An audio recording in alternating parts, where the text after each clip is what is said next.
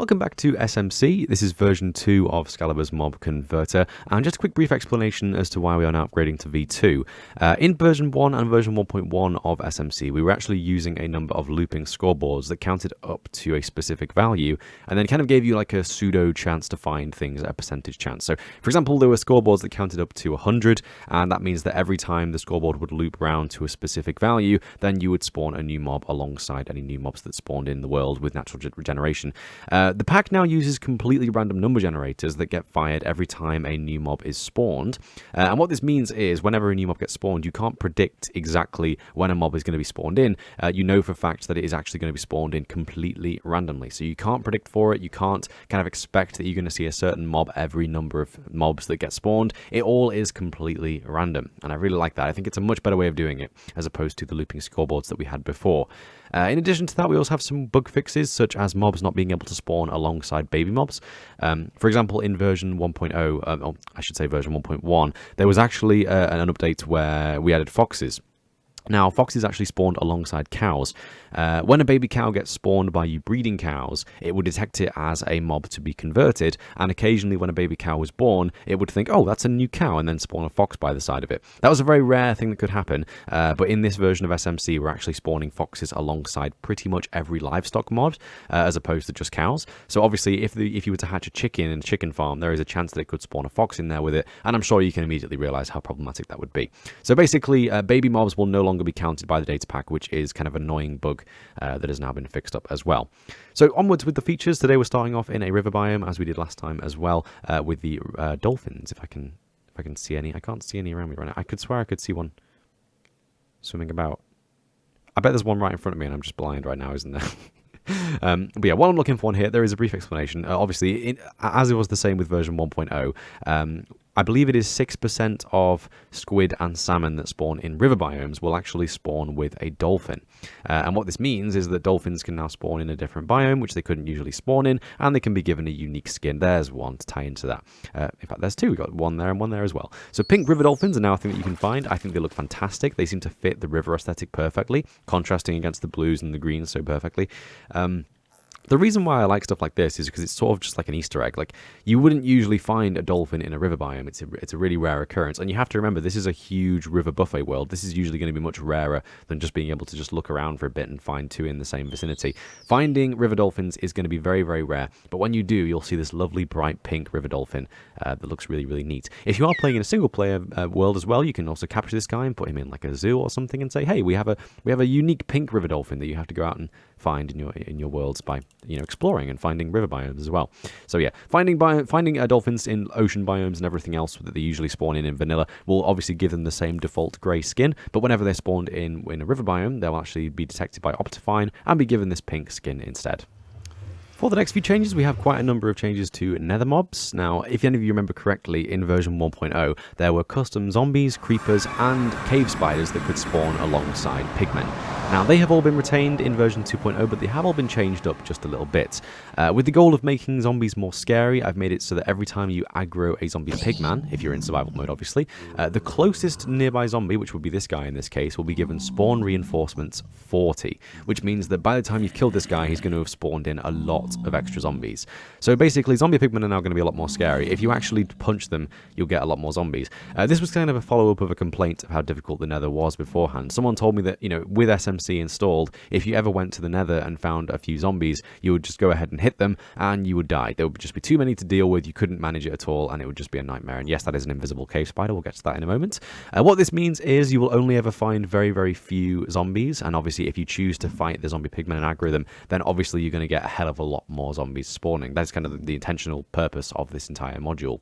So yeah, so this zombie right here is kind of given a custom skin as well, as you can see. It's kind of somewhere in between the regular zombie and the zombie pigman. I think it looks really good and suits the Nether perfectly. I actually love this texture. I remember designing this for the first time. I think it looks fantastic. It is literally just a combination of the zombie and the zombie pigman, and it ends up kind of looking like this fleshy, moldy mess, and I think it just looks really good. I think it looks really, really good. So going back to that spider again, I'll just see if I can find him again. Was he up here? Where was he again? I've lost him now. He's over here. There he is, yeah. So cave spiders will now spawn in the nether alongside zombie pigmen, as you would expect. This is the same as with SMC version 1.0, but cave spiders will be instantly granted invisibility. Now, you can see the particle effects coming off him there. That is intentional. It's just to help out with seeing him, even though obviously his eyes do stand out quite well. This guy will attack you, give you venom, and he won't become visible again until you hit him at least once. So as you can see there, if I punch him just once, he's going to drop down to below 20 HP, and now he's going to have his invisibility removed. Now, weirdly enough, if we're actually to heal him, this is intentional, by the way, every time this spider is at full health, he will actually regain his invisibility. So spider at full health has invisibility, spider at anything less than full health has his invisibility removed and is visible like that. So nether spiders will be really, really terrifying. They'll be able to sneak up on you, maybe even like punch you off a cliff or into lava, who knows. But once you punch them, they'll be visible again and you can take those guys out. So nether spiders shouldn't be too hard, hopefully. So as you can see here, nether creepers have also returned for the version 2 release. I really do love these nether creepers. I think they're really cool. So obviously they're going to be making a return for this new version. But like every other mob, they have actually been changed just a little bit. In version 1.0, creepers would spontaneously summon lightning to themselves occasionally, and that was kind of odd, especially when you're in the nether. Just like seeing a lightning clap in the nether was a bit strange, so I just kind of removed that.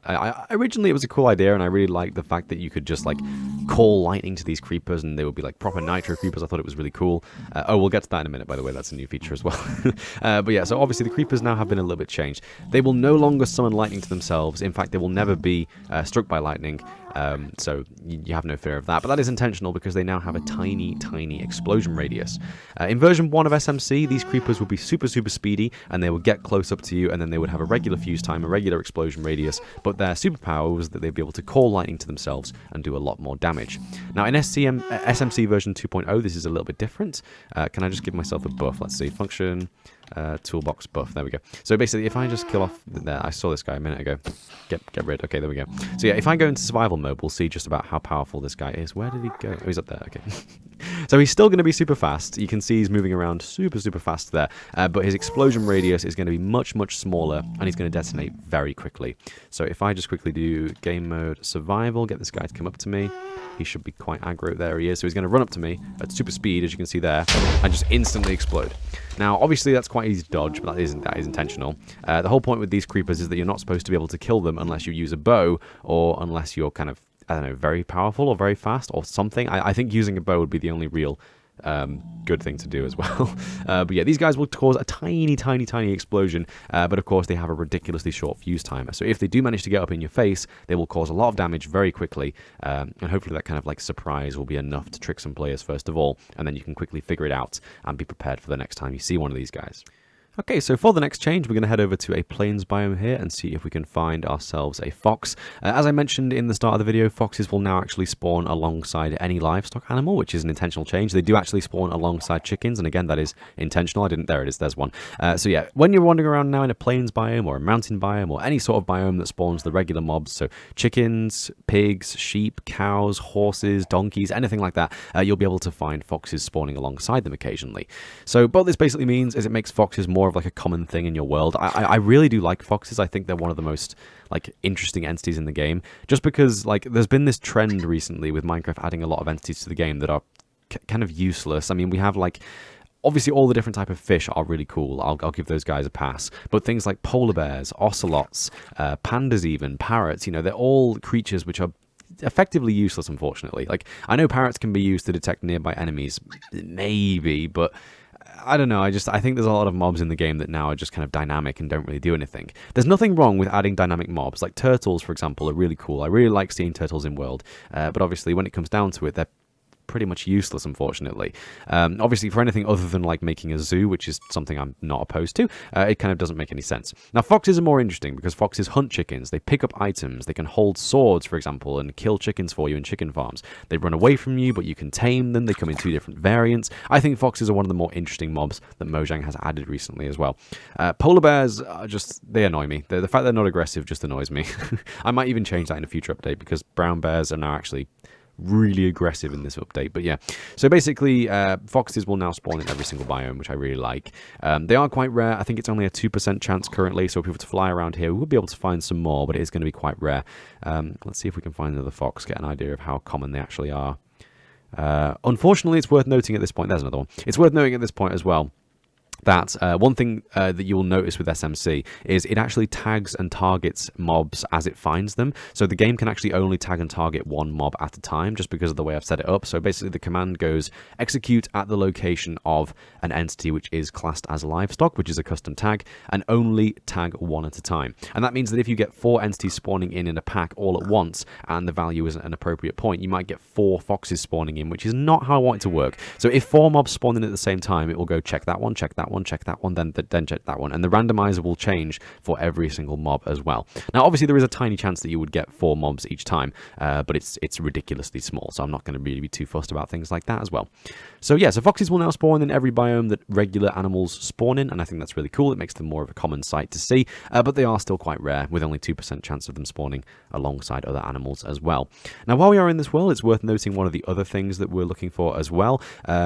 Sheep have the same rainbow sheep feature they had before. Now, this again is a setting, so you can turn this off. You can configure this if you really want to. But yeah, there is currently a 1% chance that when a sheep spawns in, it will be given a different color.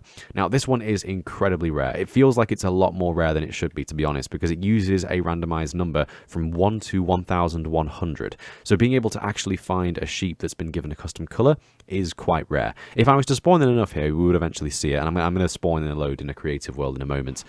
Well, I mean, this is a creative world, but a different creative world in a moment, and we will see that the colored sheep are working as intended. But yeah, they are very, very rare. That's how I want it to be, though. I want it to be that if you ever found a custom colored sheep, it would be like, oh my god, that's incredible. There's one. We actually just found one as well. You can see it's so rare, it's so cool. So there is a light blue sheep, I believe. There is a very, very tiny chance that you'll get a custom colored sheep. Now, again, because this is a random number generator, you will occasionally find them quite nearby each other, and again, that is intentional. It's just to make it kind of more balanced and more random as opposed to more of like a set thing that you can predict for. And again, the way that this works is it will not target baby sheep, so only naturally spawned sheep that you find from exploring in the world will have a chance to be custom colored. Baby sheep that you spawn in will be ignored and will just have their original color as assigned by the parents, so 2 brown making a brown, 2 white making a white, etc. So yeah, I think that's really cool. So custom colored sheep are still a thing. Again, if you don't like this feature, I can understand why you wouldn't. It is a setting, you can turn it off very easily. And again, if you want to see a full list of all the settings, is that another one? No, it's just brown. That's just brown. Yeah, never mind. That's boring. But yeah, if you want to turn this feature off, I'll have all the settings linked in the comments, so you can have a read through those, see what you want to have turned on and turned off, and then use those functions appropriately. Now for my next trick, we'll be heading over to a tiger biome and trying to find some foxes and eventually some bears, hopefully, as well. Now, it already feels like foxes are quite rare. In fact, there's some right there. But yeah, there is currently a 5% chance that when a fox spawns in, it will actually spawn a bear with it. And this means that when you're traveling around in a tiger biome, you will occasionally find a brown bear. Now, this seems like it would be incredibly rare. Obviously, 5% chance of finding a bear on top of the already slim chance of finding a fox is ridiculously low, but again, these brown bears are completely hostile. They're not something that you'd be able to tame or capture. They are completely hostile, and the way I've got that to work is by actually having a baby bear riding them invisible. So it's kind of a weird way of doing it, but I'll just show you. It does work, and I'm going to demonstrate how this works in just a second as well. So I'm actually going to just cheat and see if I can teleport to one. So I'm going to do execute assign to @entity type equals bear, and then limits equals 1. Excuse me, Minecraft type equals bear. Oh, of course. I keep doing this at the moment. Type equals polar bear. I've completely forgotten that bears aren't actually a thing still. Run at the location of at the location of @s run tp Skaliber to my location. There we go. So there we go. Teleported to a bear. That is... Whoa, your head was backwards then, dude. What the... Is that a... Oh, dear. That... Oh, dear. Oh, dear. Okay, I did not think that would happen. Why? You can't move, can't you, bro? I swear he should be able... That was very strange. He just broke his neck. Never mind. Well, there you go. That's a byproduct of him being ridden by something else, and I guess being controlled by something else. So if I was to do game mode survival and get close to this guy, you'll see that he's going to be very, very aggressive, as bears should really be. Don't get stuck on a block, please. So yeah, the way that this works is there actually is an invisible baby bear riding him, and as you guys may know, as is the case with polar bears, if there is a baby bear near a polar bear, they will actually become incredibly aggressive towards any players that get too close to them. Now, in my opinion, brown bears should be a lot more aggressive than polar bears, and perhaps polar bears should be equally aggressive as well. So yeah, so they constantly have a baby bear riding them, which is quite cool. I'm going to end up taking damage from this guy, aren't I? Let's just see if I can do game mode, creative. Okay, there we go. Yeah, so if I go into spectator mode, we can see there is this little baby bear riding him. He's completely invisible. He has no AI. He's completely silent. He is basically just a dud bear. And kind of a weird thing about this as well is the moment I attack this bear just once, the baby bear will disappear. Now, once I've attacked this bear just once, he will obviously then become aggressive, so he doesn't need to have the baby bear nearby. The baby bear will be teleported to the void and killed instantly, and it won't drop any particles or any items or any puff of smoke. It will just die instantly, basically meaning that once you hit the polar bear just once, it will now be aggressive towards the player as opposed to aggressive because of the baby bear, and it will basically simulate the bear being properly aggressive towards the player. So if you find a bear in a tiger biome nowadays, I would really leave it alone unless you want to get some XP, I guess. But I just think it's a little bit more realistic that bears should be able to be, more aggressive towards the player. I don't know why he keeps breaking his neck like that. Is that because of the baby bear? I feel like, look at that. Look at that. It's so weird. That is so... Maybe that's because I'm in spectator mode, because there's no one nearby. I guess he might lose his AI. That is so strange. Why are you doing that, bro? He does still have AI, right? I mean, he had AI when I was in survival mode, surely. Is it because I'm in creative mode? Hang on. I may have just discovered a bug. Maybe I need to make it so that the baby bear has AI, because currently he's just doing nothing.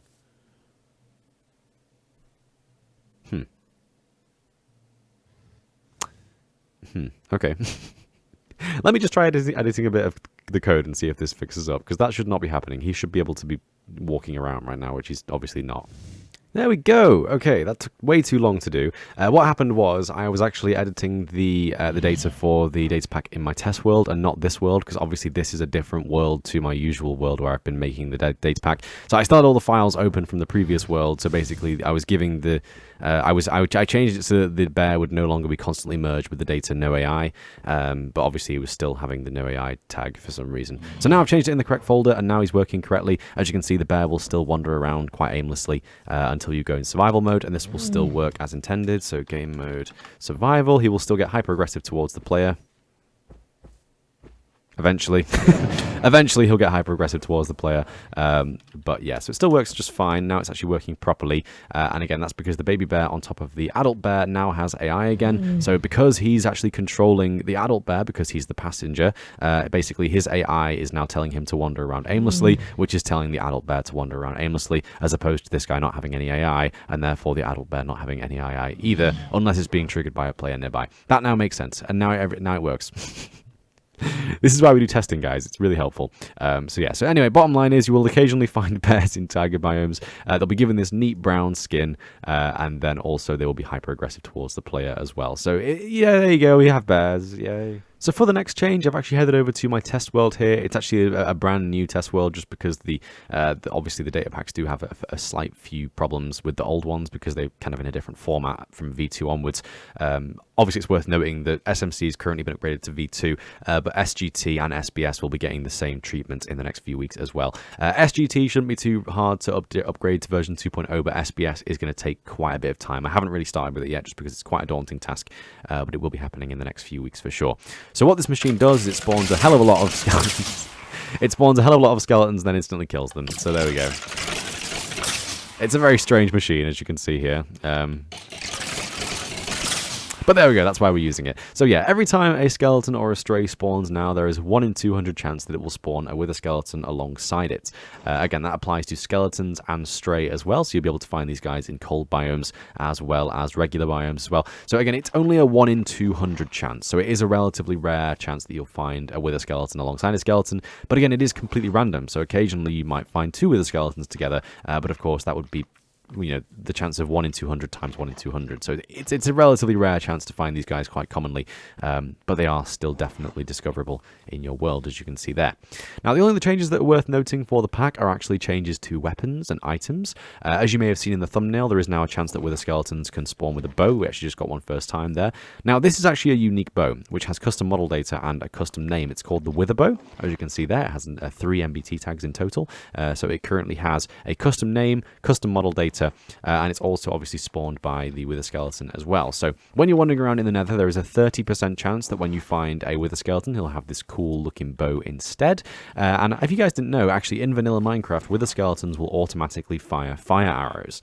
So yeah, it's kind of cool. I really like it actually.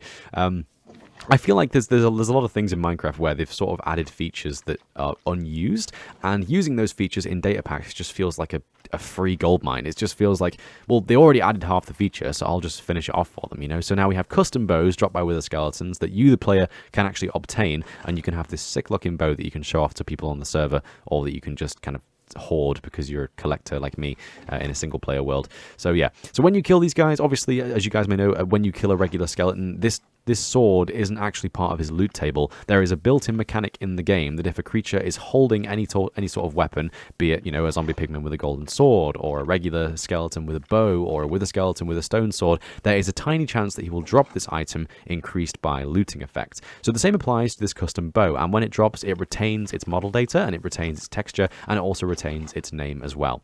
So if you were to kill enough of these guys, I believe you'd need to kill about 50 in order to get one. Obviously, again, it is a random chance. It's not a looping scoreboard, so it will be random whether or not you get one. Then again, you will get yourself this cool looking wither bow that I've saved to my hotbar right here. So it is literally just a black bow with these two spikes on the end of it. It has no other special effects. It's purely visual, and it works exactly the same as a regular bow, as you can see there. I like the idea of having it be given with flame automatically, because obviously wither skeletons do shoot flame arrows in survival. If I just go game mode survival, we can see that it's going to shoot me with flame arrows like that. So yeah, I was kind of considering giving the bow flame, meaning that, like, you know, every time you got one of these bows from a wither, it would automatically be enchanted with flame, which would be really cool. But I don't know. I mean, in my opinion, it doesn't really make any sense, because people who know how this works will be like, yo, Skaliber, wither skeletons, why is he like gliding? He was, what? He was like gliding along. That was so weird. Yeah, so people who know how this stuff works will be like, Skaliber, why does his bow have flame? Wither skeletons make flame arrows by default. So I'm like, I guess in that case, we'll just leave it how it is. So yeah, so basically, whenever you kill a wither skeleton now, there is a tiny chance that he will spawn with a bow, and an even tinier chance that he will drop the bow, and therefore you can obtain this really cool looking unique item, which is kind of a little bit more of like a collector's item, really. You know, you can just nick the wither skeleton's bow. I could have this spawn as like a rare thing in Nether Fortress chests, but I really do want to just make it unique to fighting wither skeletons. So yeah, if you want to get yourself a wither skeleton bow, you'll have to go out and try and hunt some wither skulls as well. So as we just saw very briefly, there are now custom weapons in the game, so every time a zombie pigman spawns, there is, I believe, around a 15% chance that he will spawn with a golden axe, as you can see there. So yeah, so you will now find zombies with slight variation on their weapons. I'm considering adding like pickaxes and shovels as well, because I like the idea of having even more variation with these guys. But I don't know, it only really makes sense for him to have a shovel. Well, not what am I talking about? It only really makes sense for him to have an axe in my eyes, because it's more of a weapon feature than anything else. I kind of like the idea of having them occasionally spawn with pickaxes, with the lore being that these zombie pigmen are actually kind of like mining quartz, maybe, but they're not the smartest fellas, are they? So I don't know. I'm kind of debating with that one, to be honest. But yeah, maybe we'll have them with shovels as like a reference to Shovel Knight or something like that. But then again, zombies can already spawn with shovels, so I don't really know why there would be a need to change that anyway. But yeah, so there you go. We have zombie pigmen who wield axes. I think that looks really cool, and occasionally they will actually drop these axes, as is the same with everything else that we previously discussed. So obviously with the wither bows, with the zombie pigmen's regular swords, they will occasionally drop as if it was just a normal hand item. And as I said, this is about a 15% chance, so there we go, there's another one. You will occasionally see them, but obviously more often you will see them with the diamond swords. Now the same applies to strays and skeletons. We have custom weapons for those guys as well. So if I quickly go time set, no, that's 1400, 14,000. There we go. It's going to be nighttime now. We've got the lovely Milky Way in the background, which looks really fantastic. Scurvy 3.7 will be done eventually, guys, I promise. So if we spawn enough skeletons and strays, you'll see that they can actually occasionally spawn with a sword. And again, this is just sort of a reference to the fact that wither skeletons can use swords and bows, so why can't skeletons as well?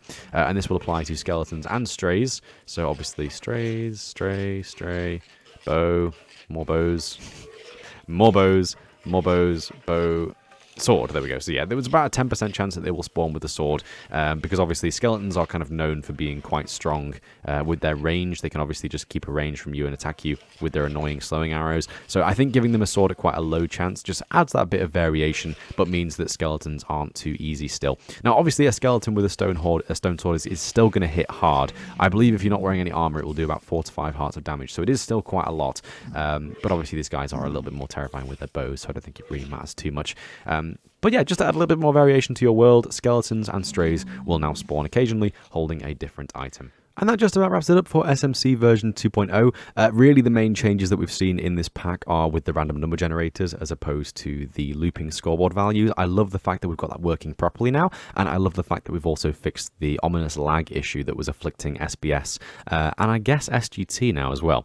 So yeah, obviously more updates are going to be coming out for the data packs. I'm going to be writing version 2.0 of SGT next, and also version 2.0 of SBS. My goal with SBS is before the end of this month, but I don't know.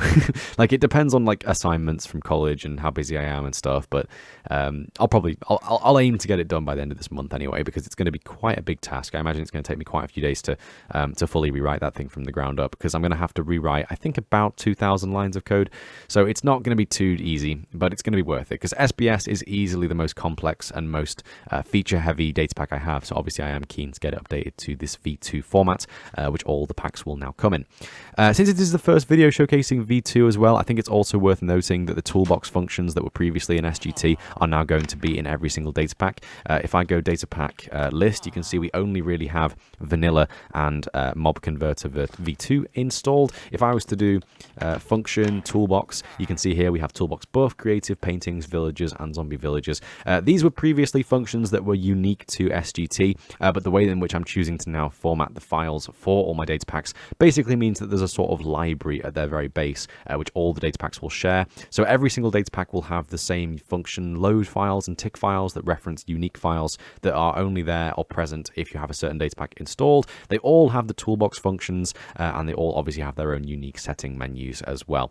So yeah, so there's going to be more features coming out in the near future, obviously. If I ever do update things like the base library functions to include extra functions for the toolbox commands or Skaliber settings or anything like that, then I might end up releasing like a version 2.0.1, just because it's not worth making a video on for the features. It's just a very, very minor update that affects all of the data packs as a whole. So if that ever does happen, I might actually release some triple digit updates, so it would be like v2.0.1 or something like that.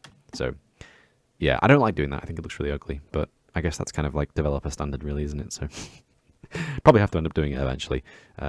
But yeah, anyway, thanks for watching, guys. I hope you enjoyed this new update for SMC. Again, if you have any suggestions for new features for the mob converter, that are kind of anything similar to what I've shown in this video, or any suggestions for any other data packs, then please feel free to join the Discord. We'll be happy to discuss it there. And yeah, again, obviously, if you like the video, leave a comment. If you think I deserve it, leave a like. If you don't think I deserve it, then also leave a like, because YouTube is busted. And yeah. Okay, bye.